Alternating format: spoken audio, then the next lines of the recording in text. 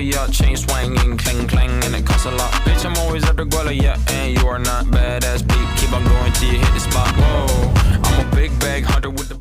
Hai teman-teman, di sini saya akan membantu teman-teman untuk menjelaskan arti dari penginderaan jarak jauh.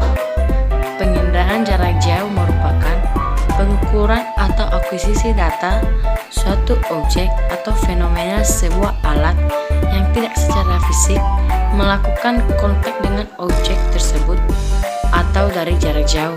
Contohnya dari pesawat luar angkasa, satelit, dan kapal. Komponen indera terdiri atas yang pertama, sumber tenaga adalah alat yang digunakan untuk memotret membutuhkan sumber tenaga untuk bisa menjalankan fungsinya. Sumber tenaga ini dari cahaya matahari yang menghasilkan suhu. Yang kedua, atmosfer. Atmosfer digunakan untuk mempengaruhi kemampuan alat dalam melakukan penginderaan jauh untuk menjalankan fungsinya. Yang ketiga, tenaga dan objek.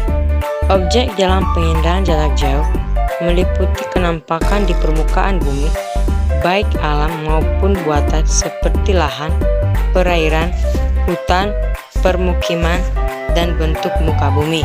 Secara umum, objek penginderaan jarak jauh berupa fenomena geosfer yang meliputi atmosfer, litosfer, hidrosfer, dan biosfer.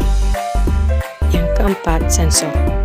Seperti pada gambar di atas, sensor ditempatkan pada objek dengan adanya wahana atau alat sebagai tempat untuk meletakkan sensor.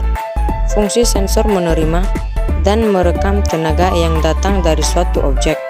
Kemampuan sensor dalam merekam objek terkecil disebut dengan resolusi spasial. Yang kelima, wahana. Seperti pada gambar di atas, wahana menjadi media atau kendaraan untuk membawa sensor dalam mendapatkan data penginderaan jauh. Berdasarkan ketinggian peredaran dan tempat pemantulannya di angkasa, wahana dibedakan menjadi beberapa kelompok. Yang pertama, pesawat terbang rendah, kedua, pesawat terbang tinggi, dan yang ketiga, satelit. Yang keenam, perolehan dan penggunaan data. Perolehan terbagi dua data, yaitu data manual, didapat melalui interpretasi citra, dan data numerik didapat melalui penggunaan perangkat lunak khusus penginderaan jauh yang diterapkan pada komputer. Dan penggunaan data. Kemampuan penggunaan data dalam penerapan hasil penginderaan jauh dipengaruhi oleh pengetahuan yang mendalam mengenai disiplin ilmu masing-masing. Tentang manfaat dari indera jauh dalam berbagai bidang.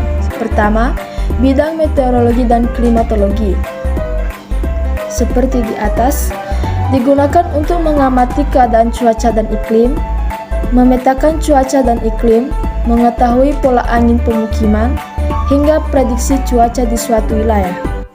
Yang kedua, bidang pemetaan, seperti gambar di atas, yaitu memetakan daerah yang sangat luas dalam waktu singkat dan cepat.